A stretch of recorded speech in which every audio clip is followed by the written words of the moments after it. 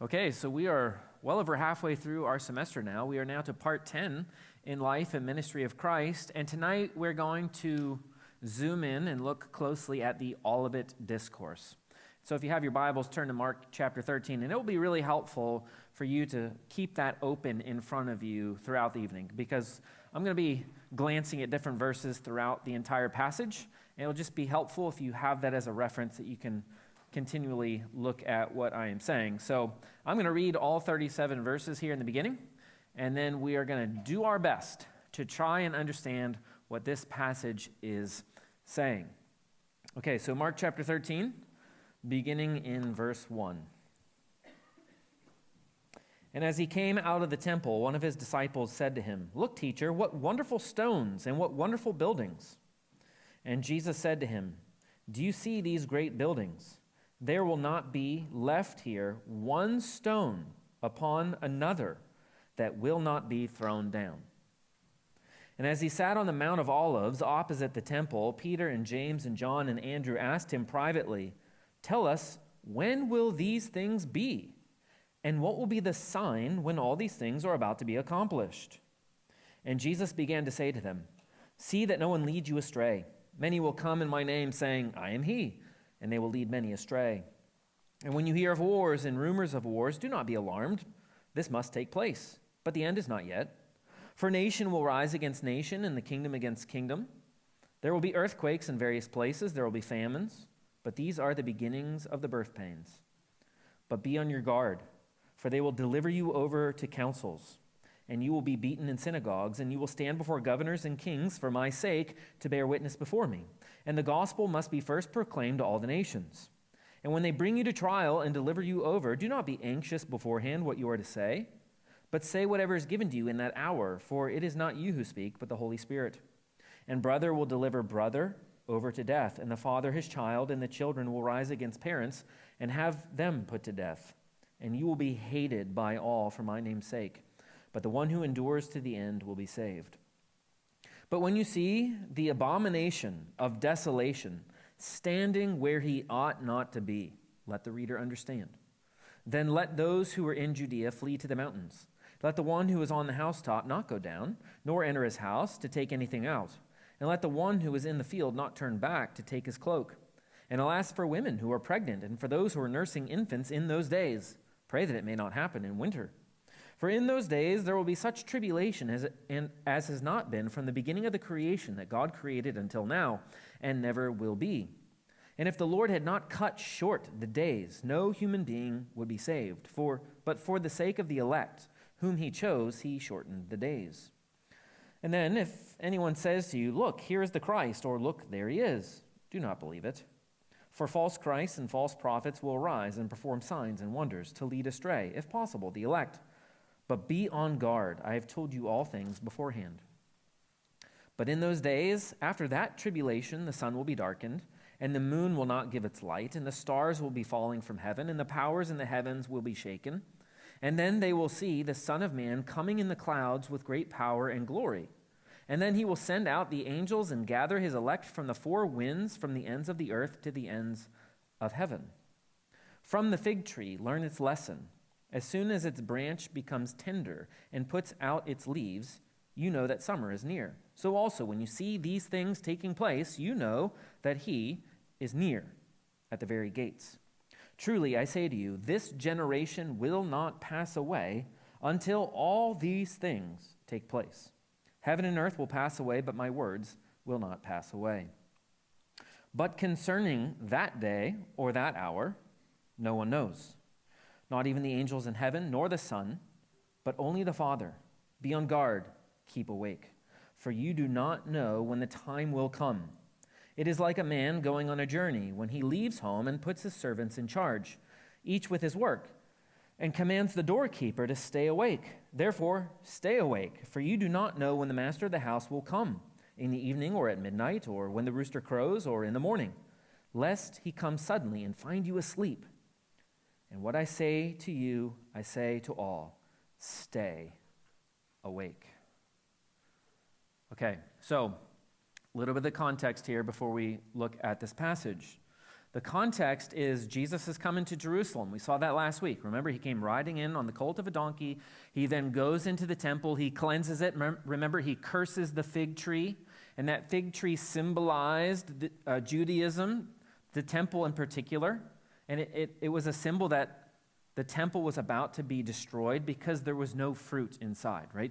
Jesus had gone in, he had scoped it out, and had seen there is no fruit. In fact, what we see then after that episode is that Jesus remains in the temple.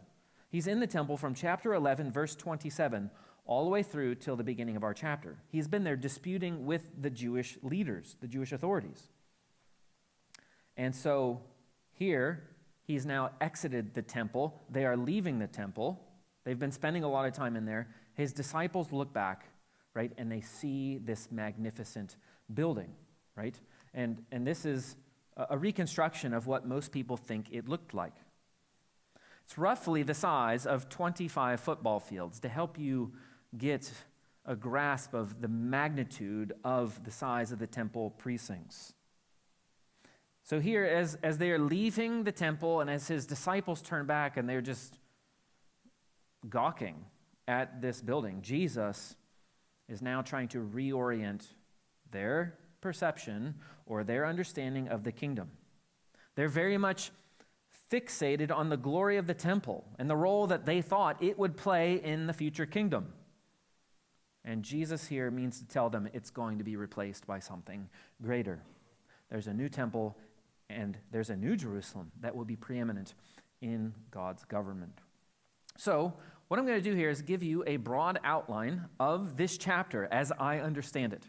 And here's where I'm going to tell you where I differ with an overwhelming majority of commentators. And hopefully, by the end of tonight, you'll agree with me and see why I'm right and they're wrong. Okay, so looking at verse 1, the disciples comment on the magnificence of the temple. And as I just showed you, this was an impressive structure, one of the most impressive structures in all of the ancient world. Here's Josephus describing the temple. He says, "Now the outward face of the temple is in its front wanted nothing that was likely to surprise either men's minds or their eyes, for it was covered all over with plates of gold of great weight, and at the first rising of the sun reflected back a very fiery splendor, and made those who forced themselves to look upon it to turn their eyes away, just as they would have done at the sun's own rays. But this temple appeared to strangers when they were at a distance, like a mountain covered with snow. For as to those parts of it that were not gilt, they were exceedingly white. On its top it had spikes with iron points," this is funny, "to prevent any pollution of it by birds sitting on it. Of its stones, some of them were 45 cubits in length." That's 66 feet. 5 cubits in height, 7 feet, and 6 cubits in breadth. So remember, the disciples were looking at the magnificent stones. These are incredible. And what Josephus is telling us here is that the stones were 66 feet in length by 6 by 7. These are ginormous stones. It's remarkable that they were able to put them together like this and construct the temple. You know, he talked about the spikes on the top. They did that so that birds wouldn't perch on it, because then birds would poop on it. And so they're trying to prevent that from happening, so they put all these spikes on it. One of the Jewish rabbis is quoted as saying in the Talmud, it used to be said, "He who has not seen the temple in its full splendor has never seen a beautiful building." Right? So this is just a magnificent place. Right? This is why the disciples are gawking at it.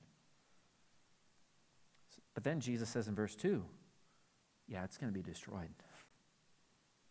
It will be destroyed. And of course, if you know your history, it was in the year 70. So about 40 years after this, it was destroyed. Again, here is Josephus. "Now, as soon as the army, the Roman army, had no more people to slay or to plunder, because there remained none to be objects of their fury, for they would not have spared any had there remained any other such work to be done, Caesar gave orders that they should now demolish the entire city and temple. but should leave as many of the towers standing as were of the greatest eminency, in order to demonstrate to posterity what kind of city it was and how well fortified, which the Roman valor had subdued.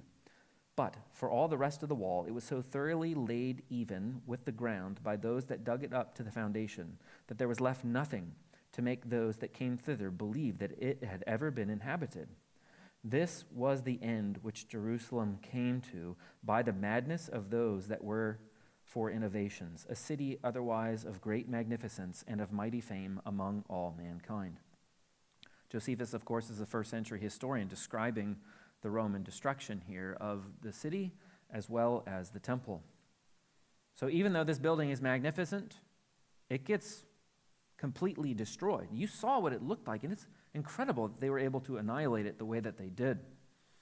Then, in verses 3 to 4, the disciples ask, okay, when is this going to happen? And what are the signs that will lead up to it?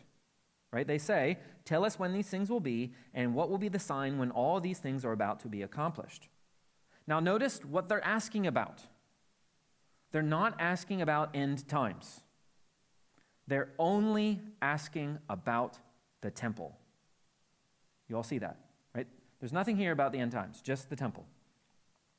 So then, verses 5 to 31, Jesus tells the disciples what signs will lead up to and coincide with the destruction of the temple.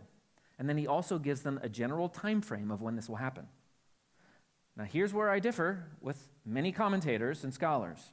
This section is exclusively about Jerusalem and the temple, not about the end of the age. Okay?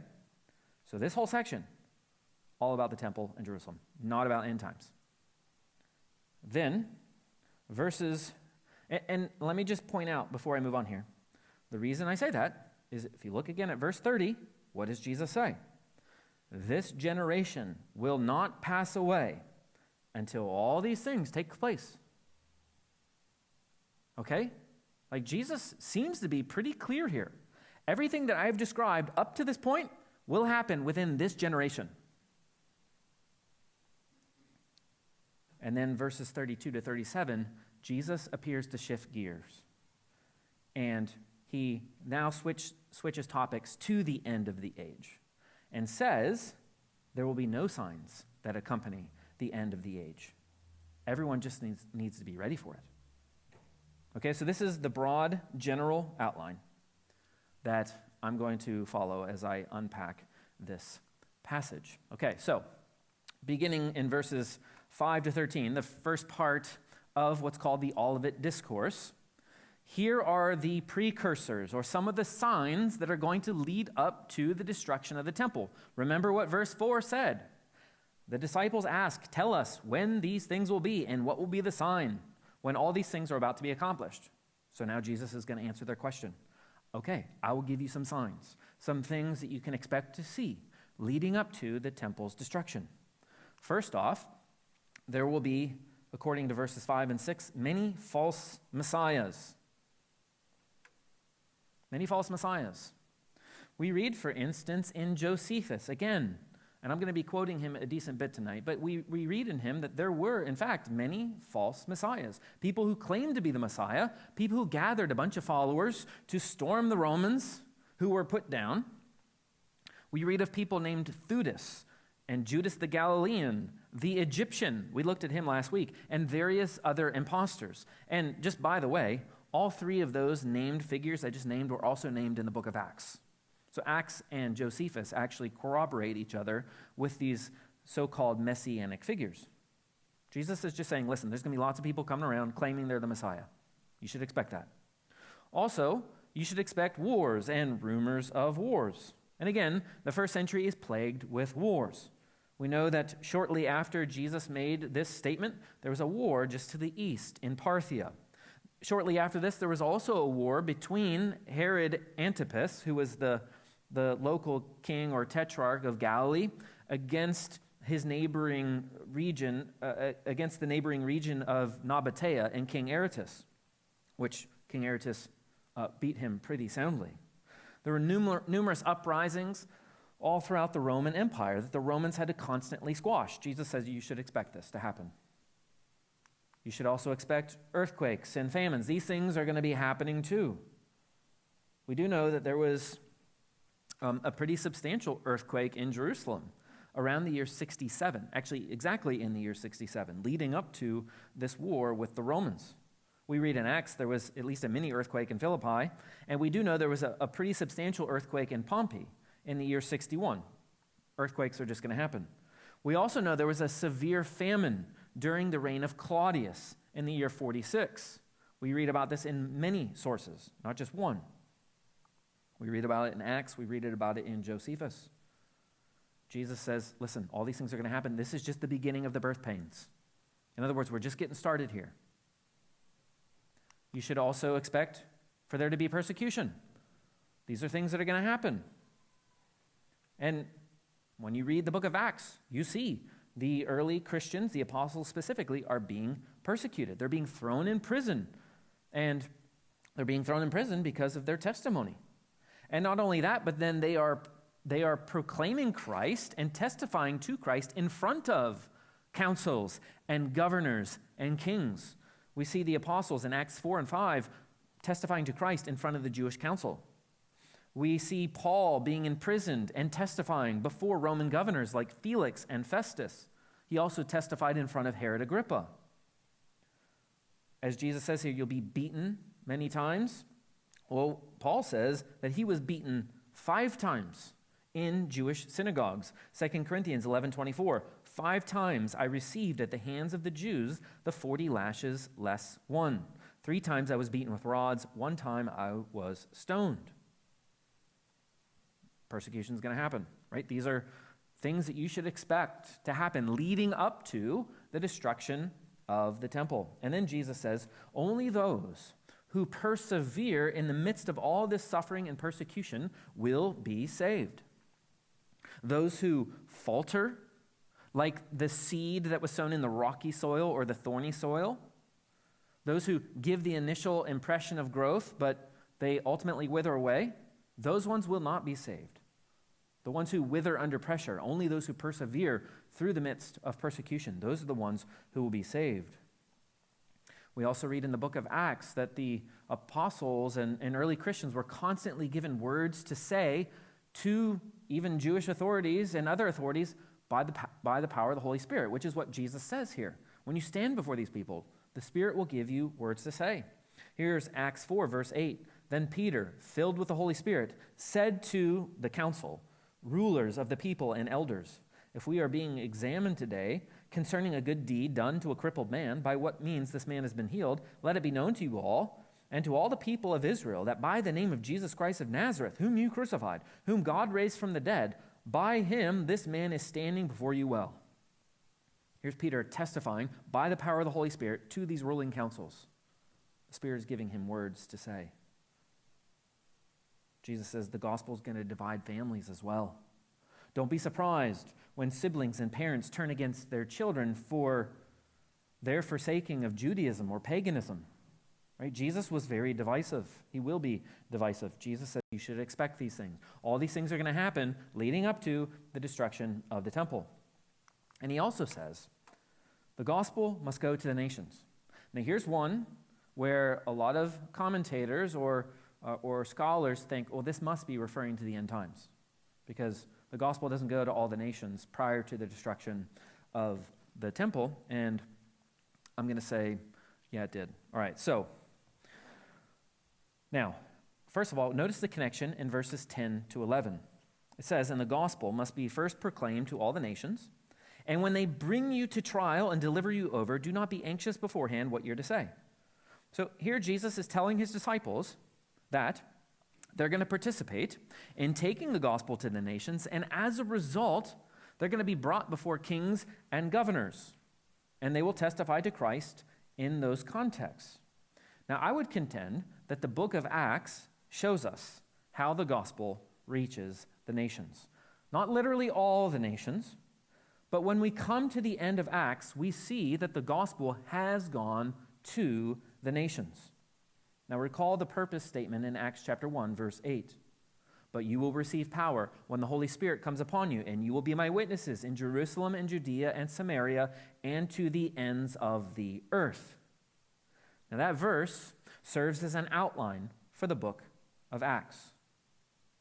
The gospel starts out in Jerusalem, and then it moves out to the regions of Judea, and then outward to Samaria, and then finally to the Gentiles, to the ends of the earth. And the book ends with Paul all the way in Rome preaching the gospel of the kingdom in Rome. It has reached the nations. In fact, here's Paul writing, Romans 16, verses 25 and 26. He says, "Now to him who is able to strengthen you according to my gospel and the preaching of Jesus Christ according to the revelation of the mystery that was kept secret for long ages, but has now been disclosed, and through the prophetic writings has been made known to all the nations, according to the command of the eternal God, to bring about the obedience of faith." So Paul here in Romans is saying the gospel has reached all the nations. Here's Colossians 1, 5-6. "Of this you have heard before in the word of truth, the gospel, which has come to you as indeed in the whole world. It is bearing fruit and increasing." So Paul here is saying it's gone to the whole world.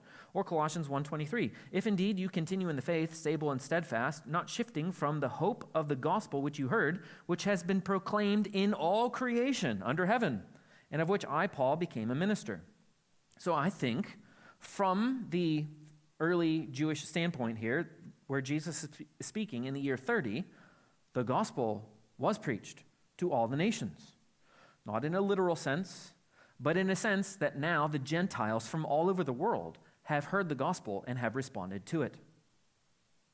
So what Jesus is saying here, it's not until the gospel reaches the nations will the destruction of the temple take place. Now, the book of Acts ends in the year 62 when Paul is in Rome. The temple is destroyed in the year 70, 8 years later. Okay? Now, remember what Jesus says in verse 30. All these things, he says, "I say, this generation will not pass away until all these things take place." We have to keep reminding ourselves. Okay, so these things must all take place prior to this generation passing away. This is why I think this was fulfilled. This happened prior to the destruction of the temple. It's not referring to the end of the world. Now, verses 14-23, here is where we get to more of a description of the temple destruction itself. Remember again, let's remind ourselves, what did the disciples ask?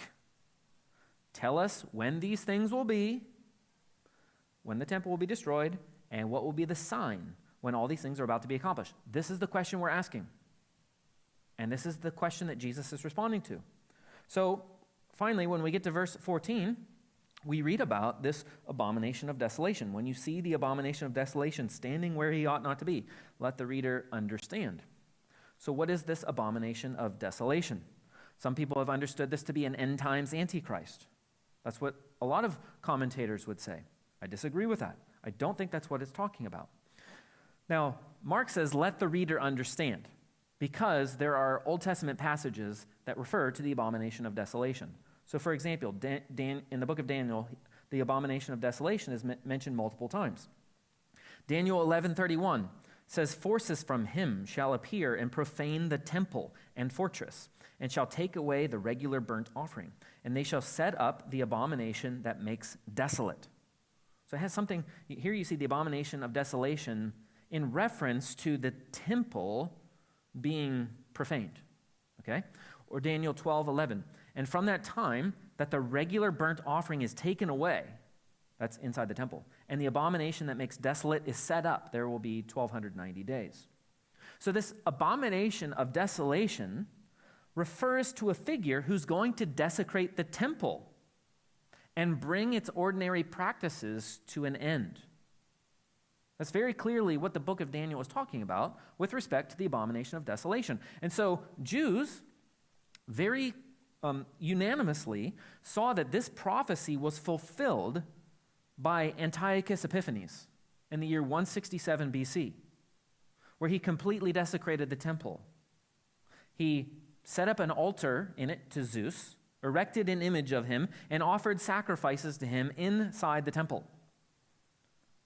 First and Second Maccabees, Josephus, they all detail these events, and they all refer to him as the abomination of desolation. Okay, so the abomination of desolation is referring to the desecration of the temple and the cessation of its regular, ordinary offerings.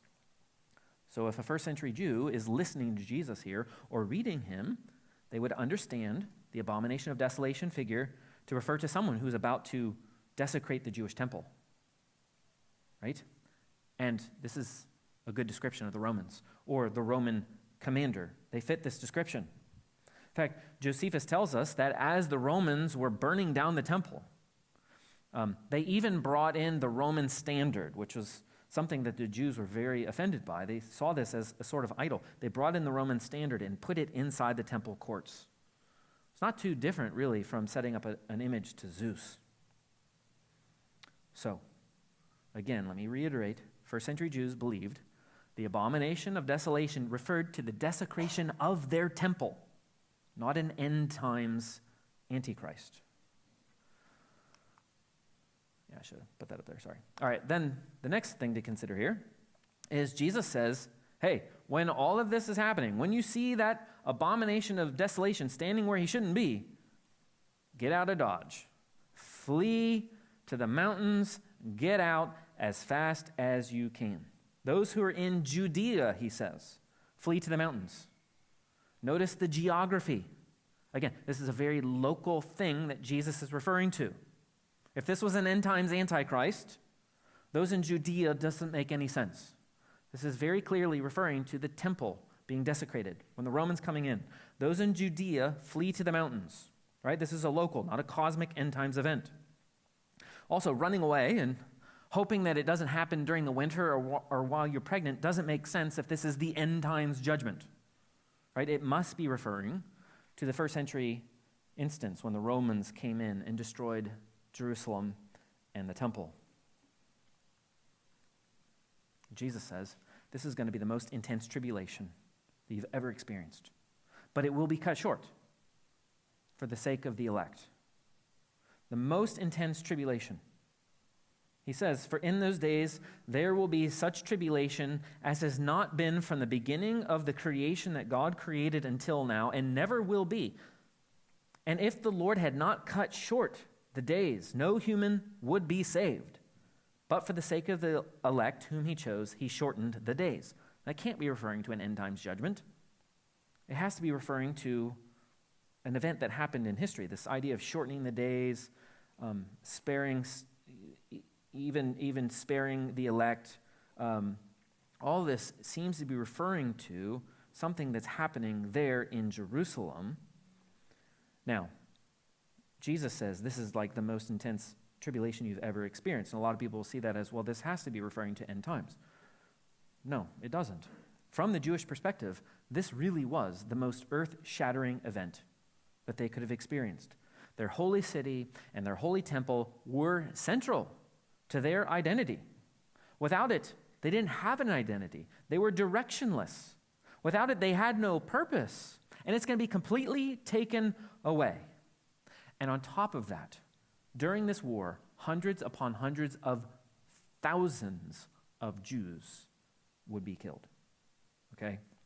I'm going to read several excerpts here from Josephus as he describes some of the events that were taking place during this war with the Romans. He says, so all hope of escaping was now cut off from the Jews, together with their liberty of going out of the city. Then did the famine widen its progress and devoured the people by whole houses and families. So the Romans set up camp around the city and then didn't let anybody out and in. And so they ran out of food. This is what it's describing, this famine. The upper rooms were full of women and children that were dying by famine.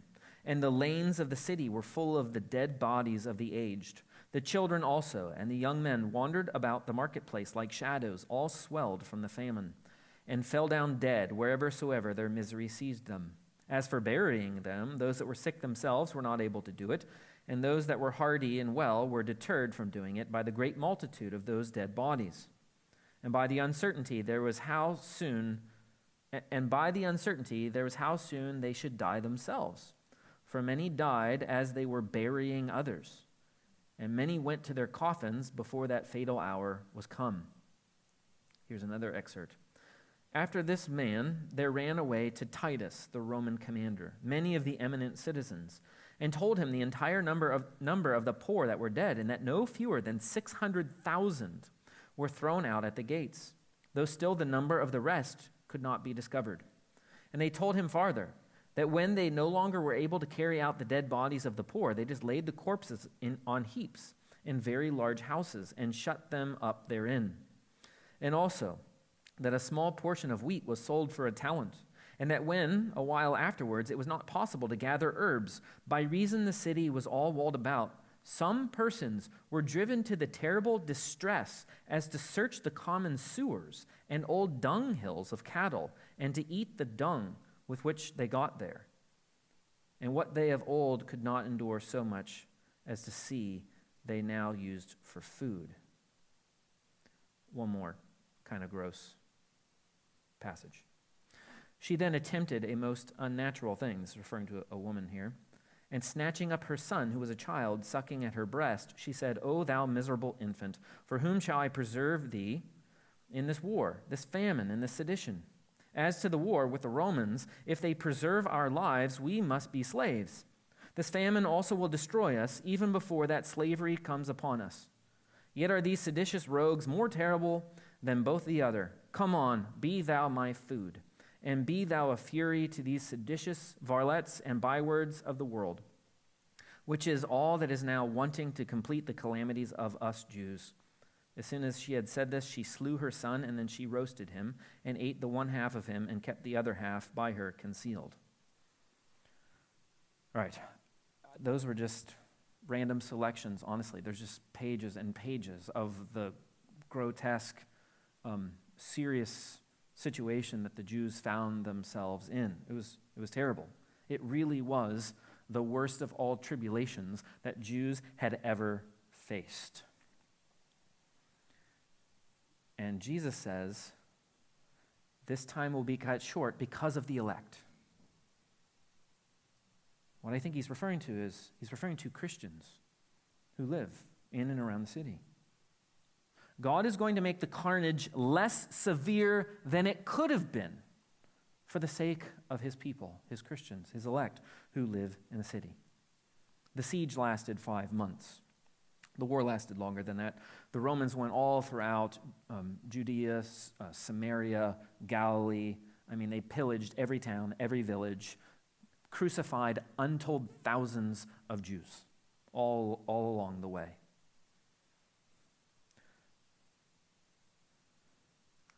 And again, more false Christs will come. We've already talked about that. There's nothing more to add. But again, Jesus says, verse 30, truly I say to you, this generation will not pass away until all these things take place. So he's not referring to end times, destruction. He's referring to something that's going to happen within the living generation of Jesus' contemporaries. And now moving on to verses 24 to 27. This is where many people part ways with me, and I'm going to try and argue why they're wrong and why this is still referring to something that happened within the generation. Because as verse 30 tells us, this generation would not pass away until all these things take place. So here we see accompanying signs. The coming of the Son of Man in verses 24 to 27. Notice verse 24 says, but in those days, after that tribulation. So in other words, this is just following the temple's destruction. In those days, right? It's still talking about that time period. In those days. After that tribulation. So we're still in the same time period. This is not fast forwarded to the end times return of the Lord. Still in that time period, according to Jesus here in verse 24. He says that there will be these cosmic signs in the heavens, right? the sun and the moon darkening, stars falling from heaven, that sure sounds like the end of the world, doesn't it? It does. You're right, it does. But again, let me remind you of verses 4 and verse 30. Verse 4, what were they asking about? The temple. When it was going to happen, and what are going to be the signs that tell us when it's going to happen? That's the question in verse 4. And then verse 30, this generation won't pass away until all these things happen, right? So we have to keep that in mind as we're reading about these cosmic signs. Now, I contend the cosmic signs don't refer to the collapse of the universe or the end of the world, which is how most people read it, but to a massive political upheaval. All right, now hear me out before you just write me off. In the prophets, in the Old Testament, again, we have to read this entire passage in light of the Old Testament. You have to read it in light of Jewish scriptures, otherwise you're going to miss it. In the prophets, in the Old Testament, on several occasions, they refer to these cosmic signs. The stars falling from heaven, the sun and the moon darkening, and in almost every case, they refer to the overthrow of a nation or a political regime. In almost every case. So, for example, Ezekiel 32, verse 7. This refers to the overthrow of Egypt. It says, "When I blot you out, I will cover the heavens and make their stars dark. I will cover the sun with a cloud, and the moon shall not give its light." You hear that cosmic imagery? Not referring to the end of the age or the end of the world, but to the overthrow of Egypt, right? Political upheaval, regime change. Isaiah 13:10. Here's an oracle against the nation of Babylon, speaking about its impending judgment. It says, "For the stars of the heavens and their constellations will not give their light. The sun will be dark at its rising, and the moon will not shed its light." Again, not the end of the world, but to the overthrow of Babylon, the destruction of Babylon, not the destruction of the world. Again, political upheaval, government change, regime change.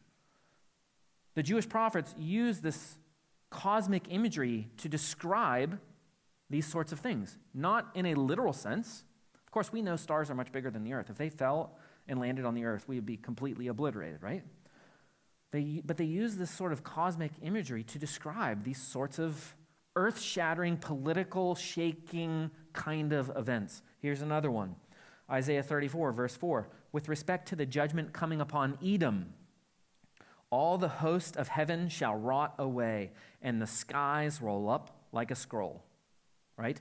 In all of these passages, the cosmic language referred to the imminent downfall of specific nations, political regime change within history, not a conclusion of the world itself.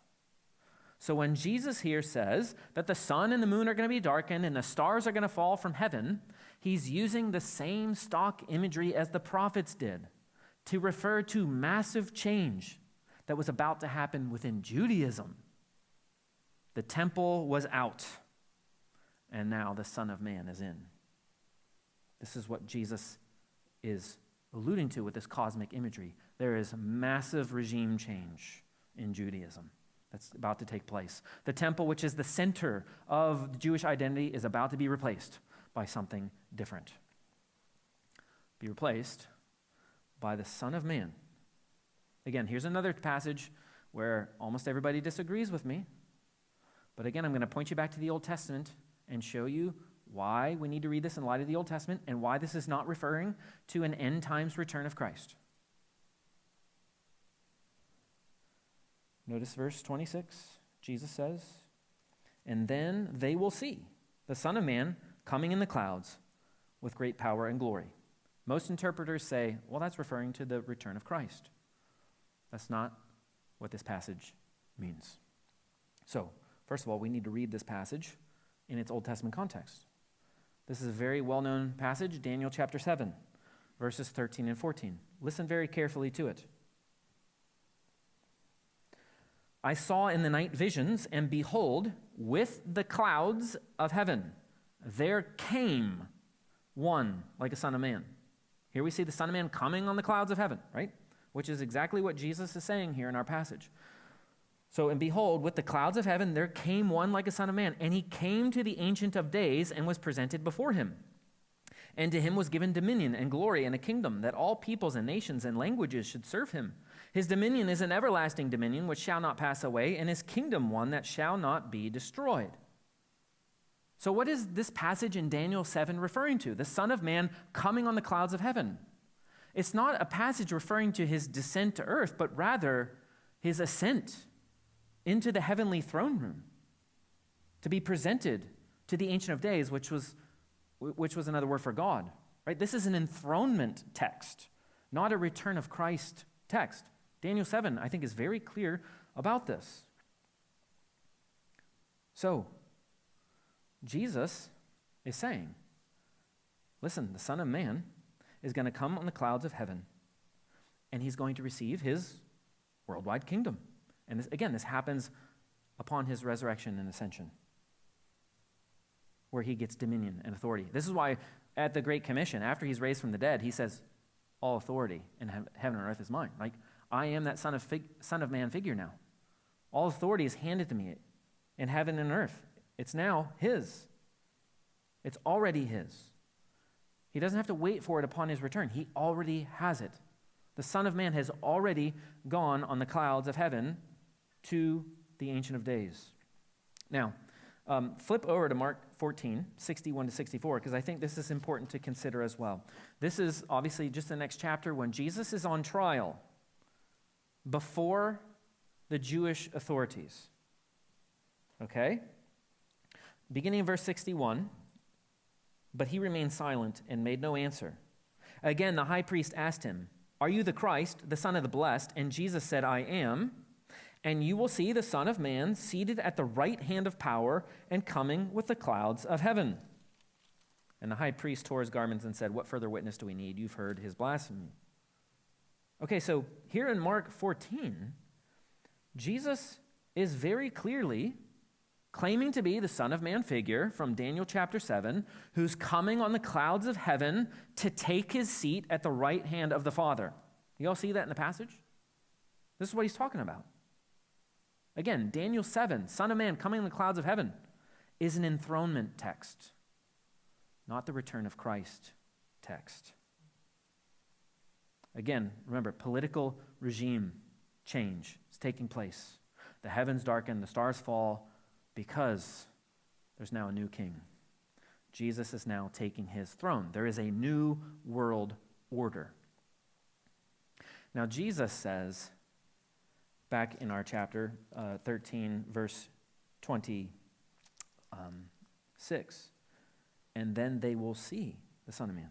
Right? So at this time, at the time of the temple destruction, then they will see. Now, not literally, like seeing with your eyesight, but in a sense where I might explain something to you and then say, do you see what I'm saying? Do you see that? In other words, do you understand? In other words, there's an understanding and a recognition at that time. People will see at that time that Jesus was right, that his message will be vindicated. Right? This is what Jesus is saying. When he's talking to the Jewish leaders interrogating him, he's saying, listen, they're saying, "Are you the Messiah?" And he's like, "I am." And you will see the Son of Man. You will see him at the right hand coming on the clouds of heaven. They don't see that literally with their eyes, but when something happens, namely his resurrection, that will be a sign that vindicates him. Okay, what he said must have been right. When he rises from the dead, that will vindicate what he has to say. Well, in the same way, here in this passage, Jesus is saying, when the temple is destroyed, they will all realize that what I've said is true all along. I've been predicting these things, I've been prophesying these things, and when it finally happens, they will see it then. They will realize he really is the Messiah. He is the Son of Man figure who is now seated at the right hand of God the Father. And then after this happens, God's angels / messengers will be sent to gather the elect from the ends of the earth. Okay? Now I said angels/messengers because the Greek word there is angeloi, where we get angels, but it's also where we get the word messenger. So if it's messenger, it could be referring to something like Christian missionaries being sent out to go gather in God's people. I'm more inclined to think it's angels, like the heavenly bodies, the heavenly beings of angels. I think that's probably what it's referring to here. For example, Hebrews chapter 1, verse 14 says, "Are not angels all ministering spirits sent out to serve for the sake of those who are to inherit salvation?" So it seems like angels are sent out to play some kind of role in bringing people to saving faith. Now, this passage seems to be saying something similar to what Jesus says in John 12, verses 31 and 32. There, Jesus says, "Now is the judgment of this world. Now will the ruler of this world be cast out, and I, when I am lifted up from the earth, will draw all people to myself." This idea of when Jesus is lifted up, there will be this ingathering of God's people from all the nations. This will occur only after Christ has raised and ascended. Right now, the good news is limited to Judea, right? To the Jewish people. But once Christ rises and ascends, then it will go forth to the nations. And then God, through his angels apparently, the angels play a role in gathering in his elect, his people, from all across the world. And then Jesus says, listen, there's lessons to be learned here from the fig tree. Right? There's signs here. The fig tree gives signs when it's about to grow figs. Well, in the same way, these are the signs that tell you that the destruction of the temple is imminent. Right? I've been giving you the signs, right? So all these things I'm telling you, these are the signs you should look for. This will tell you when these things are about to take place, when he is at the very gates. Again, that has to be referring to the Romans, Roman general, maybe specifically, standing outside the city gates, waiting to destroy it. And of course, we come to verse 30 again. "Truly I say to you, this generation will not pass away until all these things take place." Till all these things, not just some of them, but all of them. Now, I'm sure you've probably heard this passage taught or preached, and most of the time, preachers or teachers are kind of shifting back and forth, like, oh, this is talking about end times, this is talking about the temple, this is end times, this is temple, this is end times. And it's sort of like, yeah, sometimes it's this, sometimes it's this. But that's not what the disciples were asking about. They were only asking about the temple. And then Jesus says in verse 30, yeah, all these things I said, they will happen within this generation. All of them. Not just some of them, but all of them.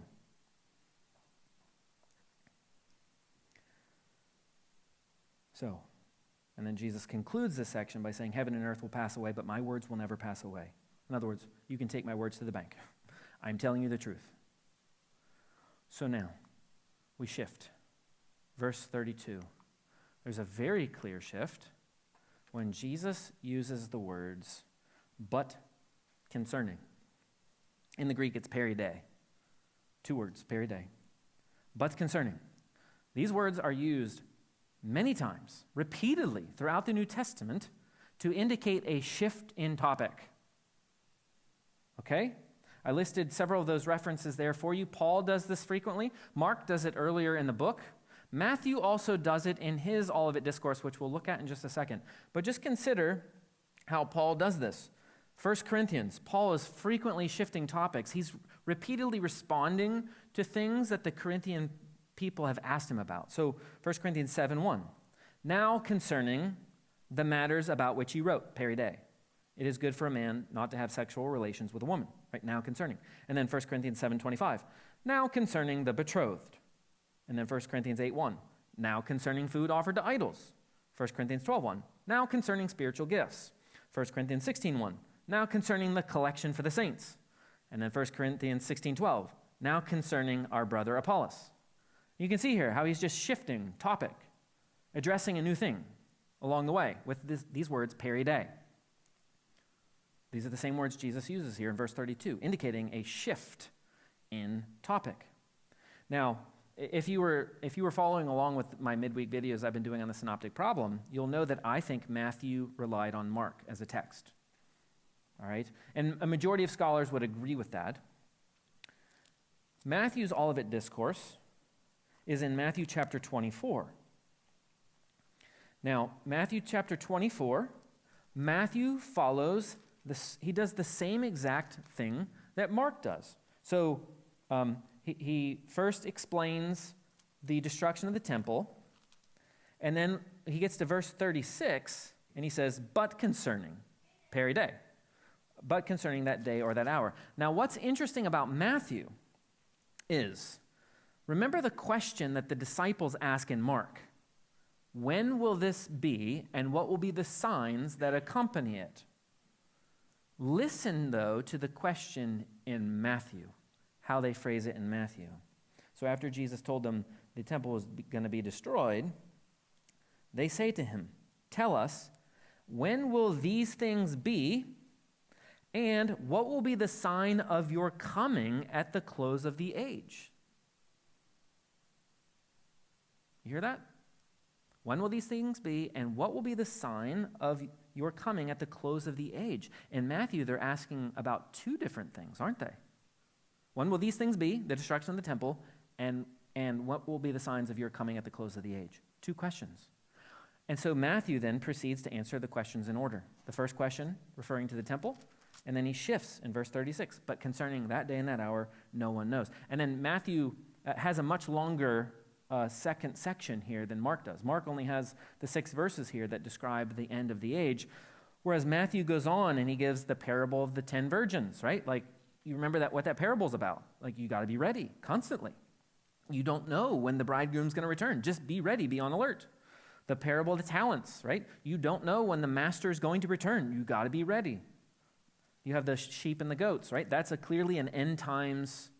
This is going to be at the end. He's going to separate the sheep from the goats. So Matthew, I think, is following Mark and clearly understands what Mark has done. The first part of Mark's Olivet Discourse is all about the temple, and then he shifts gears to the end of the age. Matthew does the same thing, except he lengthens that second part. So back here to Mark's ending, he says, but concerning that day. Now, this is also important. Concerning that day. Notice it's in the singular, that day. Why is that significant? Because up until this point, in the whole first section of the Olivet Discourse, it's always been days, plural, in those days. Mark 13:17. You can follow along. Be good Bereans. Make sure I'm saying the truth here. Mark 13:17. And alas for women who are pregnant and for those who are nursing infants in those days. Or verse 19. For in those days there will be such tribulation as has not been from the beginning of the creation. Verse 20. And if the Lord had not cut short the days, no human being would be saved. Verse 24. But in those days, after that tribulation, the sun will be darkened. Verse 32. Here we are now, but concerning that day, singular. You see that shift? So here's another indicator that Jesus is shifting topics. It's been about those days, the destruction of the temple, and now it's that day, singular day. And if you are familiar at all with your Old Testament, you know that the prophets repeatedly talk about that day or the day of the Lord, which is an end times thing. It is the end of the age. Ezekiel 7:19, their silver and gold are not able to deliver them in the day of the wrath of the Lord. Singular day, right? You see this in the prophets all over the place. Ezekiel 30, verse 3, for the day is near. The day of the Lord is near. Joel 2:1, blow a trumpet in Zion, sound an alarm in my holy mountain. Let all the inhabitants of the land tremble, for the day of the Lord is coming near. It's always singular, referring to that end times day of judgment. Remember, Jesus shifts here in verse 32 to the singular, in that day. And of course, throughout the New Testament, we see that day, or the day, in the singular, does refer to the end of this age when the Lord comes, returns, and judges. Matthew 7:22. On that day, Many will say to me, Lord, Lord, did we not prophesy in your name and cast out demons in your name and do mighty works in your name? And then I will declare to them, I never knew you. Depart from me, you workers of lawlessness. That's describing the end day judgment in that day. Luke 10:12, I tell you, it will be more bearable on that day for Sodom than for that town. Again, end times judgment. Here's Paul, 2 Timothy 1:12, but I am not ashamed, for I know whom I have believed, and I am convinced that he is able to guard until that day what has been entrusted to me. 1 Corinthians 3:13, each one's work will become manifest, for the day will disclose it, because it will be revealed by fire. Here you see singular day. It's referring to close of the age, end times judgment. Up to this point, it's been plural, days. Here it's just day. And then finally, Jesus says, there aren't any signs to accompany the end of the age. There aren't any. Right? He says, not even the Son knows. That's quite compelling. Not even the Son knows. People who tell you, oh, the Lord's got to be coming back. I mean, look at everything that's happening in the world right now. They don't know what they're talking about. Jesus says there is no sign. There's no sign. If Jesus doesn't know, either does the person who's reading Facebook and telling you, oh, look, Jesus is coming back. No.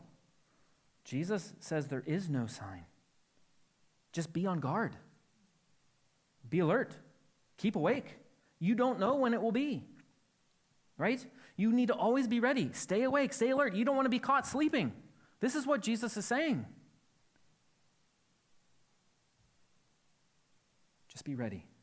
Of course, that's a good encouragement for us. Don't be sleeping at the wheel. Don't be thinking, well, there's so many things that still need to happen. I still got time. No, it could be today. It could be before I finish my message tonight. It could happen at any time. Be ready. Be alert always. Christ could come back at any moment and usher in the kingdom age and bring about judgment. It could happen at any time. So, I hope it makes sense to you what I just said. Right? I understand this was kind of thick and heavy, if you're so accustomed to interpreting a passage or hearing it taught a certain way, it's hard to maybe see it in a different light. But I contend if we read this in a first century context, read it in the Old Testament scripture context, I think this is a better way of reading the passage. Instead of seeing Jesus shifting back and forth between end times and temple, and no, it seems like it's all about the temple, and then he shifts at the end. And Jesus just uses this discussion about the temple as an opportunity to then launch into a brief discussion on the end of the age. Okay, just like this is going to be a pretty cataclysmic event, well, in the same way, even greater, the end of this age is going to be cataclysmic, right? Judgment. Just like judgment's coming upon the Jewish people, judgment's coming at the end of the day. Be ready, right? There aren't any signs to accompany that one. Be ready for it, right? I think that's what Jesus is doing here. So, in summary, Jesus delivers the Olivet Discourse in response to the question of when the temple would be destroyed and what signs would accompany it. Thus, Jesus spent most of the discourse answering these specific questions.